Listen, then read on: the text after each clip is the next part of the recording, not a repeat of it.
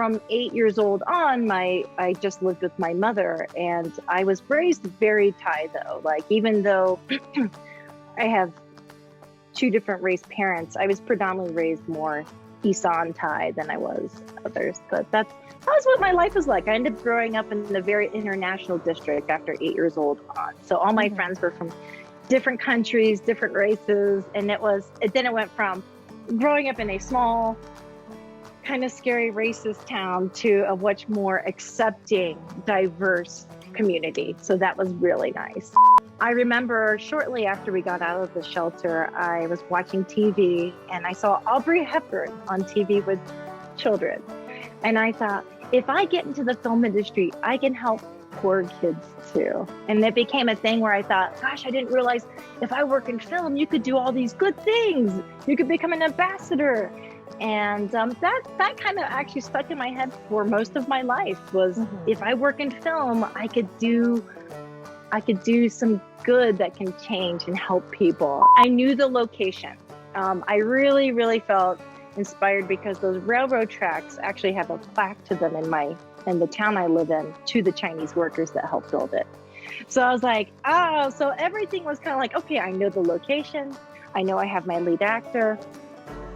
And here's what I want the story to entail. So that was my process on creating the story. And I really wanted to stick with the idea of, trying to make sure that she stays strong and not a victim. And I also wanted to show, I felt like she was very smart.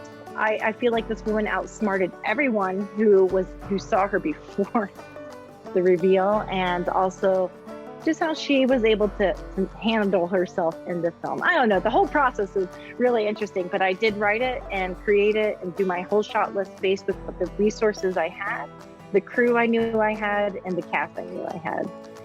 And then I went from there. I have a couple things I would like to say about that. One, I'll just say it again. No matter what you make, someone's gonna hate it, someone's gonna love it. And accept that at the beginning. I mean, what can you do? It's just, you can't satisfy everyone, and not even for your own community. People want to be gatekeepers on how you can present yourself and talk. Nobody's your gatekeeper. No one's the gatekeeper of my voice anymore. I used to let people tell me my ethnicity, to tell me how much I belong or don't belong. I was like, I don't give you permission anymore on how I want to express myself.